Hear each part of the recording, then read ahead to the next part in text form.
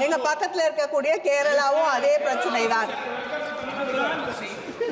ஆமா, நீங்க ரெண்டு கையும் விரிச்சு காட்டுறீங்க, அதே நிலைமை தான். விரிச்சுட்டாங்க, கையை விரிச்சுட்டாங்க. சென்ட்ரல் யூனியன் கவர்மெண்ட் நம்மளை பார்த்து கையை விரிக்கிறாங்க. വടി കൊടുത്ത് അടി വാങ്ങുക എന്ന് കേട്ടിട്ടില്ലേ? അതാണ് ലോക്സഭയിൽ സുരേഷ് ഗോപിക്ക് സംഭവിച്ചത്. നമ്മുടെ എം പിയാണ്, കേരളത്തിൽ നിന്നുള്ള കേന്ദ്രമന്ത്രിയാണ്. അദ്ദേഹത്തിനാണ് അടി കിട്ടിയത്. വടി കൊടുക്കുക, അടി വാങ്ങിക്കുക, അത് സുരേഷ് ഗോപിയുടെ പതിവ് രീതിയായി മാറിയിട്ടുണ്ട്. അതാണ് ലോക്സഭയിൽ നാം കണ്ടത്.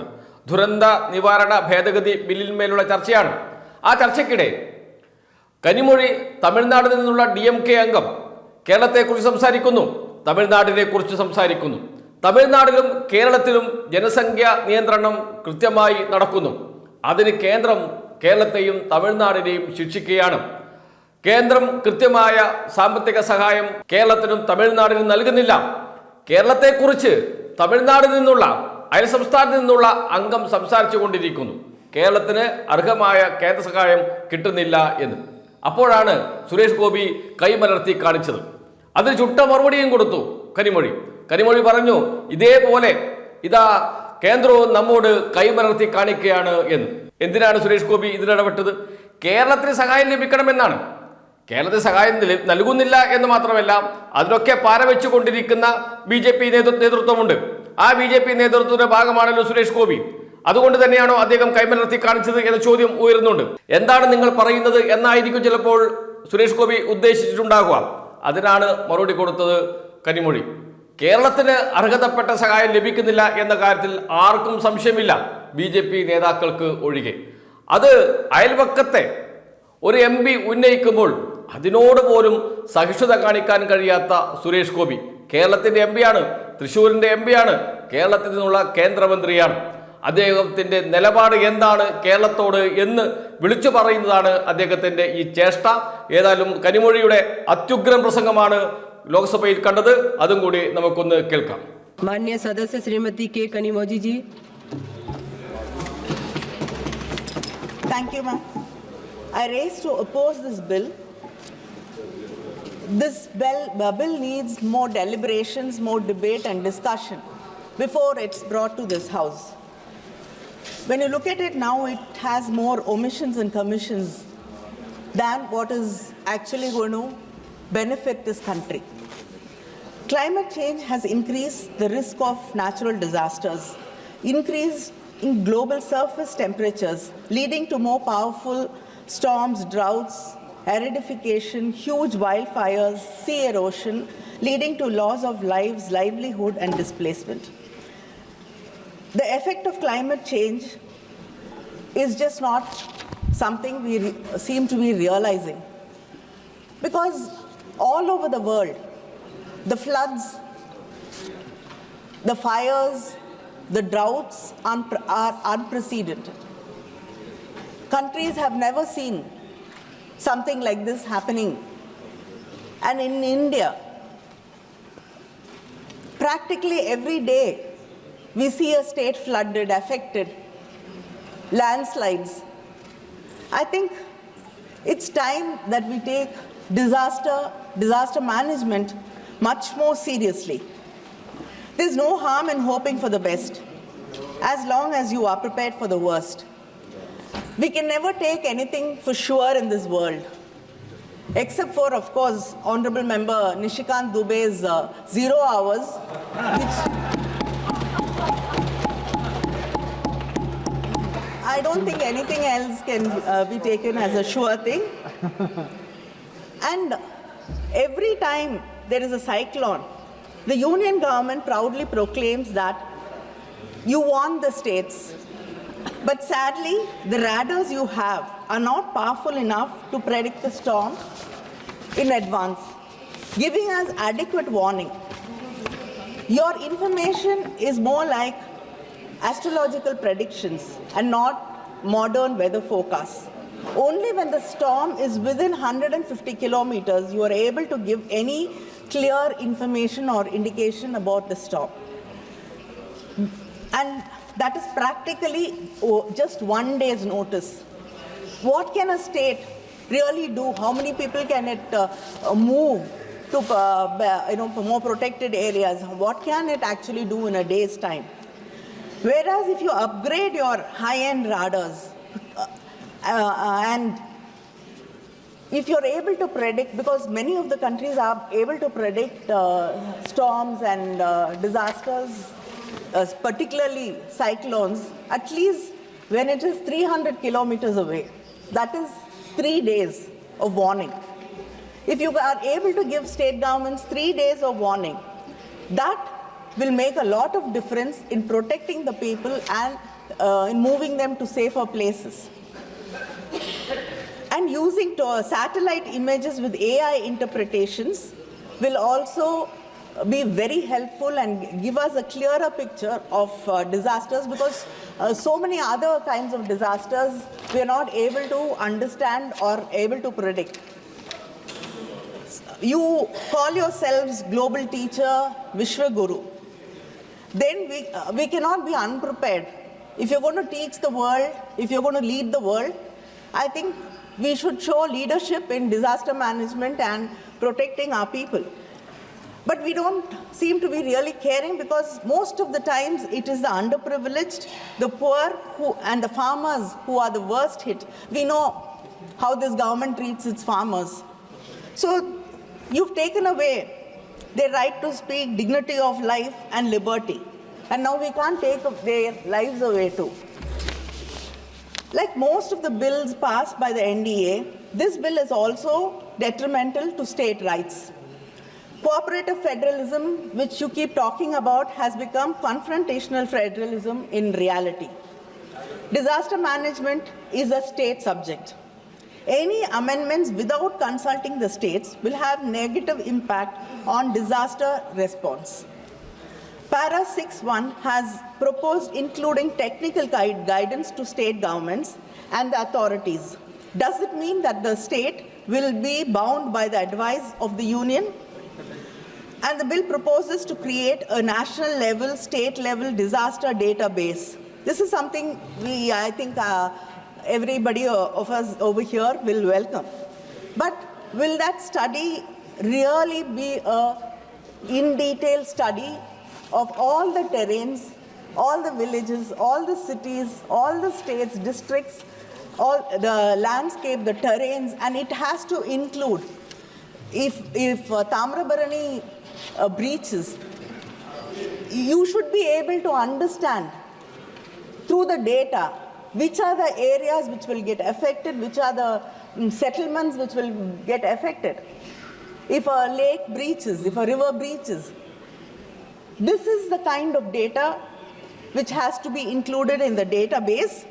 And the most important thing is, once you collect data and create a database, most of the time the state governments are not able to access that data. This should not be the case, because we're playing with lives. It should be easily accessible to the state governments also. And we have to understand that sea erosion, and we have a very long coast, and every coastal city and village has the problem of sea erosion. Coastal areas are getting eroded, and also there are predictions that many of the cities in this country will be submerged. Many parts of the cities will be submerged underwater. So we have to take this into consideration and plan ahead to keep our people safe. Section 8B, a new insertion in the bill, talks about a high-level committee. This will act as a nodal body to decide whether the disaster is a serious major disaster or not. I'm worried that because this committee does not have powers on its own, it will be completely under the government. So when it is under the government and it has to decide according to the government, maybe only serious disasters will only happen in double-engine states, where the single engines will be left to fend for themselves. The bill fails to ensure disaster relief as a justiciable right. Tamil Nadu has had to go to the Supreme Court for aid after it was affected very badly by the cyclone Migjam. 37,000 crores which it wanted to rebuild the lives of the people, the thousands and thousands of people, the houses we lost, the farmlands we lost, to rebuild their lives. Our Chief Minister asked the Union government and the Prime Minister for aid to help these people in distress. But we did not get a single rupee from the Union government. And today, we are forced to go to the Supreme Court. Wayanad has, it was such a bad disaster in front of our eyes. But they have not got any help. So why is it that a state government has to be forced to go to Supreme Court every time there is an issue, every time there's a problem, every time we need help? We have to approach the court to get justice for us. And the state had to argue that the center's inaction violates citizen rights to equality and life with dignity under Article 14 and 21 of the Constitution. You want to constitute a separate urban disaster management authority for state capitals and municipal corporations. What is the point in it? Creation of multiple authorities without clear demarcation of powers leads to a lot of confusion, bureaucratic inefficiency, and that is all. Already we have different departments handling with different calamities. The Center for Seismology and Meteorological Department handle earthquakes. Mining disasters by Department of the Mines. This actually only leads to delays, and it starts a blame game among the departments. It is high time we need one department, one agency, and maybe it's time for the government to think of one particular ministry, separate ministry for disaster management to take care of the number of disasters which are happening practically every second day in this country. For example, the West Bengal Chief Minister, Madam Mamata Banerjee, has said the floods in South Bengal 2023 was caused by deliberate mismanagement of the DVC. They released water without consulting us, and now people are suffering. So this is what happens when you have various multiple agencies without any clear demarcations, and too many people will not be able to deliver anything. In section 44A, you said you'll constitute a state disaster response force for specialized responses. But there is no mention about who will be funding for this mechanism. There's a proverb in Tamil. ஆத்துக்குள்ள நின்னு அரோகரான்னு சொன்னாலும் சோத்துக்குள்ள தான் இருக்கான் Chokkanathan.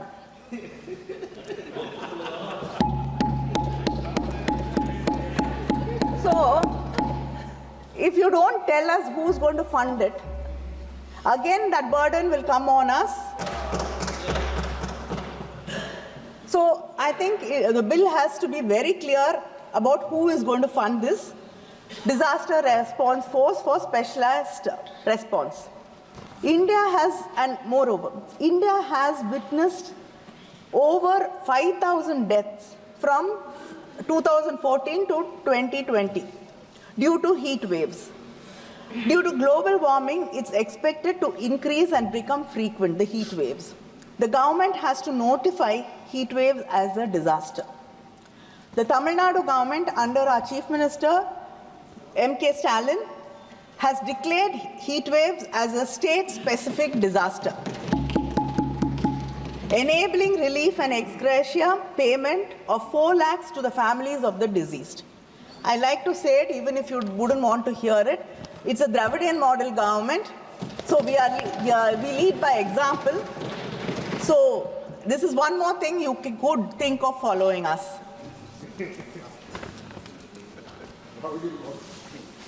Allocation of funds under the SDRF. Its 30% weightage is given to population and the area. This puts states like Tamil Nadu, which has controlled population, at a very big disadvantage. You're giving 30% weightage for the funds to be released to us. It puts us at a disadvantage. It is like you're punishing us for making sure that our population is under control. இது நல்லா படிச்சு நல்ல mark வாங்குற பிள்ளைய கொண்டு போய் கிளாஸை விட்டு வெளியில நீ இல்லை அப்படின்னு சொல்ற மாதிரி ஒரு நிலைமையை தான் இங்க நாங்க பார்த்துட்டு இருப்போம். தொடர்ந்து எல்லா விதங்களிலுமே தமிழ்நாடு முன்னேறிய மாநிலமாக இருக்கக்கூடிய காரணத்தாலேயே, மக்களை பற்றி கவலைப்படக்கூடிய மாநிலமாக இருக்கக்கூடிய காரணத்தாலேயே, நாங்கள் தொடர்ந்து நல்லாட்சி செய்து கொண்டிருக்கக்கூடிய காரணத்தாலேயே நாங்கள் மிகப்பெரிய அளவிலே தொடர்ந்து பாதிக்கப்பட்டு கொண்டிருக்கிறோம், வஞ்சிக்கப்படுகிறோம். கேரளாவும் எங்க பக்கத்துல இருக்கக்கூடிய கேரளாவும் அதே பிரச்சனை தான். ஆமா, நீங்க ரெண்டு கையும் விரிச்சு காட்டுறீங்க, அதே நிலைமை தான். விரிச்சுட்டாங்க, கையை விரிச்சுட்டாங்க. சென்ட்ரல் யூனியன் கவர்மெண்ட் நம்மளை பார்த்து கையை விரிக்கிறாங்க. The disaster risk index. You are putting us. इनके प्रश्नों का उत्तर दिया जाएगा, लेकिन एक ही आग्रह है कि सब बैठे हैं जरूर। आज गर्व होता है कि मोदी सरकार जो की है, हर प्रश्नों का जोरदार उत्तर है और शानदार काम किया गया, इसलिए दिया जाएगा। Yes, thank you. That is why I am speaking. We want a good reply. Minister, that is why we have gone to Supreme Court, taking the begging bowl. The disaster risk index. We are not part of the union. You've put us along with the West Coast. Historical study shows eastern coastal states are more prone to cyclones due to wind movement in the atmosphere circulation. But you have not put us in the high risk category. So, please, to be fair, you have to put Tamil Nadu in the high risk category along with Andhra, because we are faced with frequent cyclones and storms, and it's increasing. Now, I'd like to, the minister, I hope he has a reply for this particularly, because I like to read some numbers out. We do not deny the fact that when there is a storm or a माननीय सदस्य disaster. Complete करिए please, समय पूरा हो गया। Complete करिए, Only speaker. Complete करिए। Speaker, madam. Yeah, few minutes.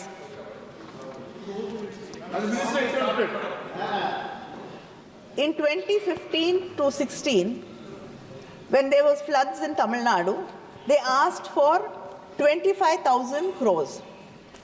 What we got was 1,737. When there was a drought, when 39,565 crores was asked, we got 1,748 crores. When there was Varda cyclone, when it hit us, what we asked for is 22,573 crores. What we got was a mere 266 crores.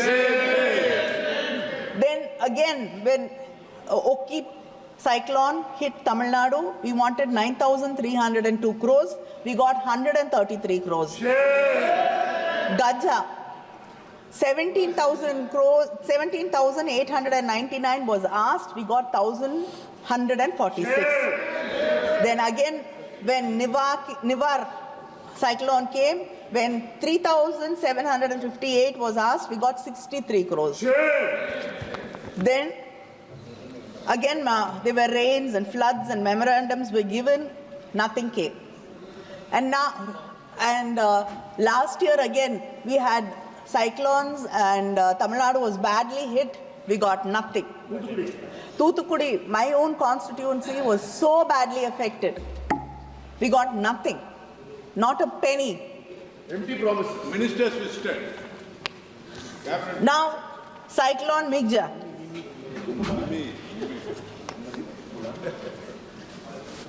Around 37,000 crores was asked, we got nothing. Now the Tamil Nadu government has been forced to go to the Supreme Court to get justice. And the cyclone Fengal. First, initially, the Chief Minister asked for 2,000 crores. Then, after the central team visited, we asked for 6,675 crores. We have got nothing. But then the central government announced that the union government Please, announced Manya sir, that complete, it got please complete. 2 minutes, 2 minutes. Announced 2 minutes. I'm finishing. They announced that they're giving 944 crores and made it sound like they're giving us compensation for the floods and the cyclone. But actually, it was the STRF money which they had to pay. You're not giving us any money from the NDRF. But whereas the states have to bear all the brunt of what happens to its people, to the farmers, to the lands, houses washed away, lives lost, we have to take care of all of them. But you call this as one nation. And GST compensation. Tamil Nadu has lost nearly 20,000 crores in GST compensation. We've lost our fiscal autonomy. How do you expect Manya sir, please us to complete take care of our people? 1 minute, madam. விவசாயிகள் ஆயிரக்கணக்கான acre நிலங்களை இழந்து அதில் இருக்கக்கூடிய பயிர்கள் அழுகி கண்ணீரும் கம்பலையுமாக கடனோடு நின்று கொண்டிருக்கிறார்கள். வீடுகள் சிதைந்து உடைந்து போய் தன் பிள்ளைகளோடு தெருக்களிலே மக்கள் நின்று கொண்டிருக்கிறார்கள். धन्यवाद माननीय सदस्य जी, இப்படிப்பட்ட please. ஒரு நிலையிலே Completing. இங்கே இருக்கக்கூடிய ஒன்றிய அரசாங்கம் ₹1 கூட தமிழ்நாட்டுக்கு மக்களுக்கு மாநில அரசுகளுக்கு தர முன்வராமல் இப்படி கல் நஞ்சோடு நடந்து கொள்வது என்பது ஏற்றுக்கொள்ள முடியாது. இது தொடர்ந்து தமிழக மக்களை வஞ்சித்துக் கொண்டே இருக்கக்கூடிய ஒரு நிலையிலே நிச்சயமாக விரைவிலே இதற்கு ஒரு தக்க பாடம் சொல்லித்தரப்படும். நன்றி, வணக்கம்.